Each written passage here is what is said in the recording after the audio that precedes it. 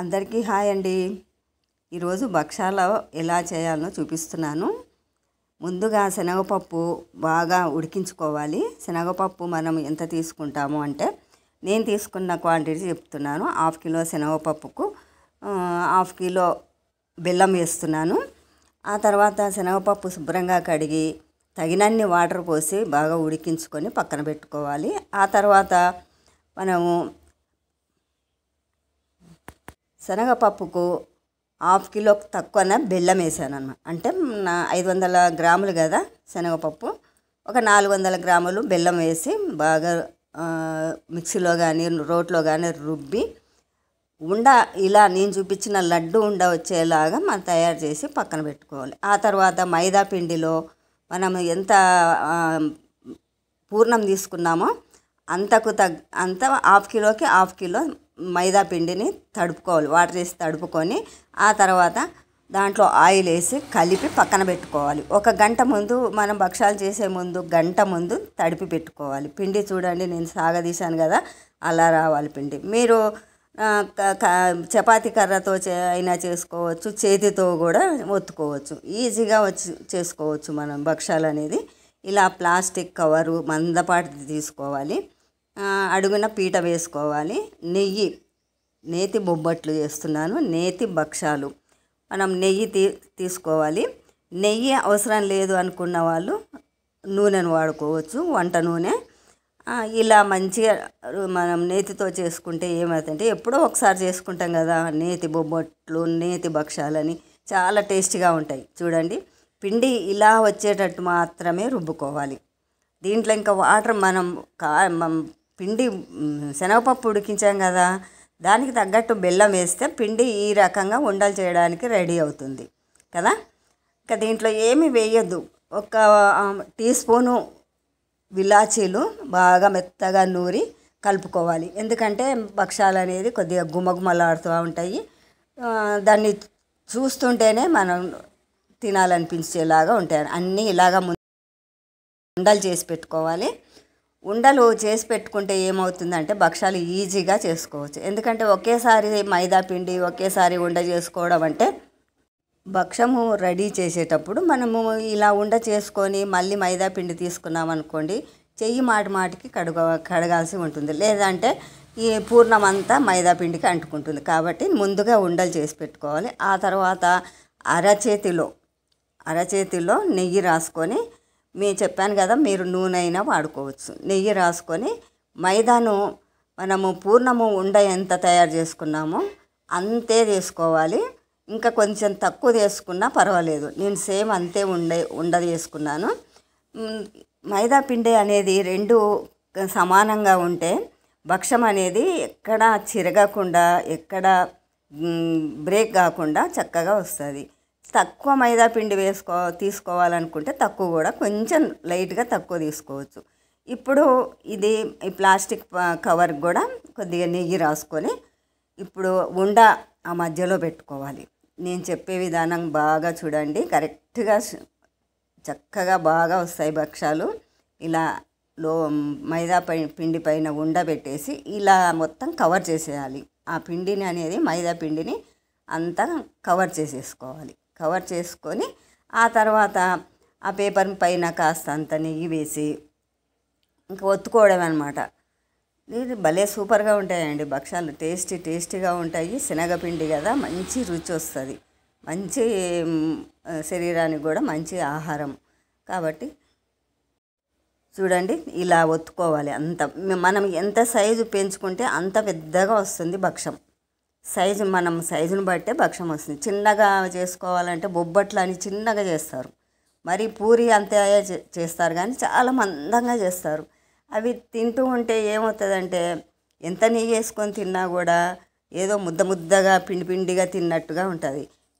నేను చేసే విధానము చాలా రుచిగా ఉంటాయి, అది కూడా రుచిగా ఉంటుంది. కానీ నేను చేసే విధానం పల్సగా చేస్తున్నాను అనమాట. పల్సగా అంటే చాలా పల్సగా.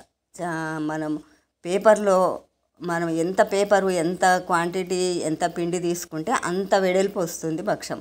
ఇప్పుడు జొన్న రొట్టె చూడండి, కాస్తంత పిండికే మనం పెద్దగా రొట్టె తయారు చేయొచ్చు. అలాగే ఈ భక్షం కూడా ఇలా అంతా చక్కగా ఎక్కడ గ్యాప్ లేకుండా చక్కగా నీట్గా అంతా ఒత్తేసుకోవాలి. ఒత్తేసుకున్న తర్వాత అలా కొద్దిగా పూర్ణం పైన కనపడుతుంది కదా, అదేం కాదు, మైదా పిండి కవర్ చేసేస్తుంది. మనం పెంక మీద కాలుస్తుంటే అదంతటికి అదే కవర్ అయిపోతుంది. పిండి ఏమీ బయటికి రాదు, డౌటే ఉండదు. కాబట్టి ఇప్పుడు భక్షము రెడీ అయిపోయింది. ఇప్పుడు పెంక పైన వేసుకోవాలి. పెంక ఏది తీసుకోవాలి అంటే, ఇప్పుడు పూర్వంలో మనకు ఉక్కుతో తయారు చేసిన పెన్నాలు, దోశ పెన్నాలు వచ్చాయి. ఇప్పుడు కూడా రోడ్ సైడు దోశ పెన్నాలు ఎలా ఉంటాయి, చాలా ఉక్కుతో తయారు చేసి ఉంటాయి. ఇనుము కాదు, అది ఉక్కుతో తయారు చేసిన పెన్నాలు అప్పుడు పూర్వంలో అమ్మేవాళ్ళు. ఇప్పుడు కూడా ఉన్నాయి. నేను నాన్ స్టిక్ పెన్నం మీద వేసుకున్నాను. కానీ ఇది మాత్రము మన జొన్న రొట్టె చేసే పెన్నం మీద మాత్రం చేయొద్దు. చేస్తే ఏమవుతుందంటే భక్షం అనేది గట్టిగా వస్తాయి అన్నమాట, స్మూత్గా రావు. ఇప్పుడు చూడండి, పేపర్ నేను ఎలా తీసి పెనం మీద వేస్తున్నాను చూడండి. నా చెయ్యి అడ్డం వచ్చేసింది, కానీ ఏం పర్వాలేదు. కవరు పెన్నం పైన పెట్టేసి మెల్లగా కవర్ తీస్తే పెన్నానికి ఈ భక్షం అనేది అంటుకుంటుంది. ఆ తర్వాత పైన కాస్తంత నెయ్యి రాసుకోవాలి. నేతి భక్షాలు కదా, నెయ్యి రాసుకోండి. ఆయిల్ అయినా కూడా సేమ్ ఇదే విధానం చేసుకోవాలి. ఇప్పుడు దీన్ని తిప్పేయడం కూడా చాలా ఈజీ, ఎక్కడ చినిగిపోదు, ఎక్కడ బ్రేక్ కాదు. మీరు చూస్తారు కదా. ఇప్పుడు మీరు స్పూన్ తోటి అయినా వేసుకోవచ్చు, ఇలా బ్రష్ ఉంటే బ్రష్తో కూడా అంతా నెయ్యి అనేది కవర్ అయిపోతుంది. మీరు చాలా రుచిగా ఉంటే మీరు కూడా ఒకసారి ట్రై చేయండి, చాలా రుచిగా ఉంటాయి. అప్పుడు పెళ్ళిళ్ళల్లో పూర్వము శనగ లడ్డు భక్షాలు తప్పితే ఇంకేవి స్వీట్లు పెట్టేవాళ్ళు కాదు. చూడండి ఎంత చక్కగా వచ్చిందో చూడండి. తిప్పేసినా కూడా ఎక్కడ ఏమైనా బ్రేక్ అయిందా, మనం పూర్ణం కనిపిస్తుంది కానీ బ్రేక్ కాలేదు కదా. దీనిపైన మళ్ళీ తిప్పేసిన తర్వాత కూడా మళ్ళీ నెయ్యి రాసుకోవాలి. ఆ నెయ్యి రాసుకున్నప్పుడు రెండు పక్కల నెయ్యి రాసినప్పుడే, ఆయిల్ కానీ నెయ్యి కానీ రాసినప్పుడే భక్షం అనేది స్మూత్గా వస్తుంది. పళ్ళు లేని ముసలి వాళ్ళు కూడా మంచిగా లొట్టలు వేసుకొని తినొచ్చు అన్నమాట, అంత టేస్ట్గా ఉంటాయి భక్షాలు. కాబట్టి నేను చేసే విధానం మీకు చూపిస్తున్నాను. ఎవరైనా సరేనండి, ఏదైనా స్వీట్ చేసుకోవాలి అంటే దాన్ని పద్ధతి ప్రకారం చేస్తే వస్తుంది. లేదా ఏదో అక్కడ చూసి చేసాము, ఇక్కడ చూసి చేసాము అని చేసుకుంటే రాదు. మనం దాన్ని దృష్టి పెట్టాలి. ఏదైనా వంటకం చేసామనుకోండి, దానిపైన చక్కగా దృష్టి పెడితే అది ఏ రకంగా, ఏ క్వాంటిటీ, ఏ పద్ధతి, ఎప్పుడు ఏం చేయాలి అనేది మనకు అర్థమవుతుంది. మనకు ఎంత చెప్పినా అర్థం కాదు. ఒక్కసారి మనము ఆలోచన చేసుకుంటే మనం చేసే వంటలు నీట్గా పద్ధతిగా చేసుకున్నామనుకో మంచి టేస్ట్ వస్తుంది. చూడండి, ఇలా మడత పెట్టి మాత్రమే భక్షం తీసుకోవాలి. మన రొట్టెల చపాతీలాగా పూరీలాగా తీసుకోవద్దు, ఇలా మడత పెట్టి తీసుకోవాలి ఒక ప్లేట్లోకి. ఆ తర్వాత దాంట్లో మన టిష్యూ పేపర్ ఉంటుంది కదా, అది వేసుకున్న కొంచెం అనేది ఆయిల్ అనేది కూడా పీల్చేసుకుంటుంది. ఆ తర్వాత మనం హాఫ్ కిలో పిండికి నేను అన్నీ ఉండలు చేసి పెట్టుకున్నాను కదా, ఇంకా ఒక్కొక్కటి అన్నీ ఇదే విధానంగా చేసుకోవాలండి. ఇప్పుడు నేను చపాతీ కర్రతో మీకు చూపిస్తాను. చపాతీ కర్రతో కూడా ఈజీగా వస్తుంది. చూపిస్తున్నాను చూడండి. ఏదైనా కూడా మనము ఇంట్రెస్ట్గా చేసినప్పుడే ఏ వంటకమైనా కూడా చక్కగా కుదురుతుంది. సేమ్ అదేవిధంగా మళ్ళీ మైదా పిండి తీసుకున్నాను. మైదా పిండి తీసుకుని దాంట్లో మళ్ళీ పూర్ణముండ పెడుతున్నాను. ఈ పూర్ణముండ సేమ్ ముందు చేసిన భక్షంలాగానే ఇంకా అన్నీ ఇలాగే చేసుకోవాలి. ఇప్పుడు నేను చూపిస్తున్నాను చూడు, ఇది ఇంకొక పద్ధతి. ఇదంతా ఇలా అంతా ఒక దగ్గరికి తీసాం కదా, పైన ఎక్స్ట్రా మైదా పిండి వస్తుంది అనుకున్నప్పుడు, మనం కాస్త ఎక్కువ అవుతుంది అన్నప్పుడు ఇలా అంత దగ్గరికి తీసి ఆ పైన ఎక్స్ట్రా ఉన్న మైదా పిండిని తీసేసుకోవచ్చు. అప్పుడు కొద్దిగా మైదా పిండి అనేది తక్కువ అవుతుంది. క్వాంటిటీ తక్కువ అవుతుంది, పూర్ణం మాత్రం అంతే ఉంటుంది. ఇప్పుడు ఈ విధానం కూడా చక్కగా మనకు మైదా పిండి తీయకుండా చేసిన విధానం చూపించాను, తీసి చేసిన విధానం చూపిస్తున్నాను. ఓకేనా, మీకు అర్థమై ఉంటుంది నేను చెప్పింది. కాబట్టి ఇప్పుడు మీరు ఎలా చేసుకుంటున్నారు అనేది ఒకటి కామెంట్ చేయండి. ఇప్పుడు నేను చపాతీ కర్రతో దానికి చపాతీ కర్రకు కొద్దిగా నెయ్యి రాశాను. నెయ్యి రాయకపోతే అంటుకొస్తుంది, కాబట్టి నెయ్యి రాసే చపాతీ కర్రతో ఇలా రుద్దుకోవాలన్నమాట. స్మూత్గా రుద్దాలి.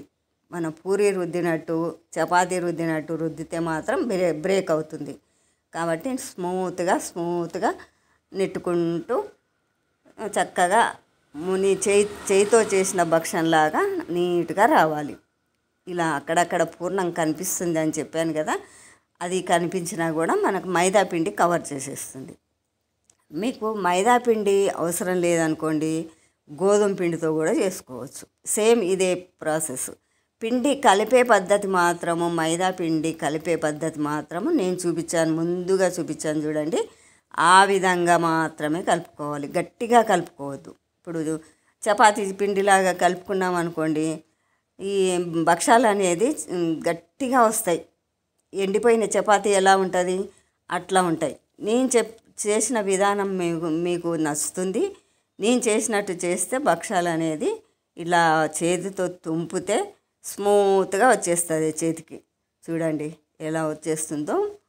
అలా చక్కగా మనం అన్నీ రెడీ చేసుకోవాలి. మైదా పిండి నేను చెప్పిన క్వాంటిటీ ప్రకారము నేను 1/2 కిలో శనగపప్పుకు 1/2 కిలో మైదా పిండి తడుపుకున్నాను కదా, దానికి తగ్గట్టు వాటర్ పోసి, నేను ముందే చెప్పాను కదా, వాటర్ పోసి తగినంత వాటర్ పోసి కలుపుకున్న తర్వాత, ముందు మనం భక్షాలు చేస్తున్నాము అన్నప్పుడు ఒక గంట సేపు ముందు నానబెట్టుకోవాలి. అప్పుడే కానీ మనకు ఎట్లా తిప్పితే అట్లా వస్తుంది మైదా పిండి. మనకు ఎక్కడా చూడండి బ్రేక్ కాలేదు. పిండి నానే పద్ధతి కూడా ఒక పని అవుతుందండి. కాబట్టి మీరు ముందు భక్షాలు చేసే ముందు పూర్ణము అన్నీ రెడీ చేసుకుంటాం కదా, ఒక గంట ముందు మైదా పిండిని తడిపి పెట్టుకోవాలి. తడిపి పెట్టుకున్నప్పుడే పిండి అనేది స్మూత్గా, భక్షం అనేది స్మూత్గా వస్తుంది.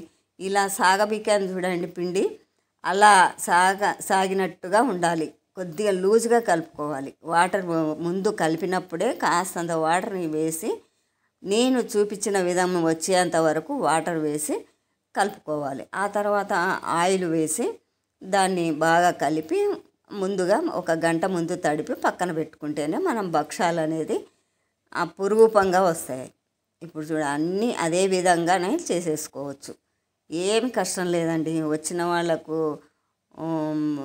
ఈజీ, రాని వాళ్ళకు రాజా పని కదా.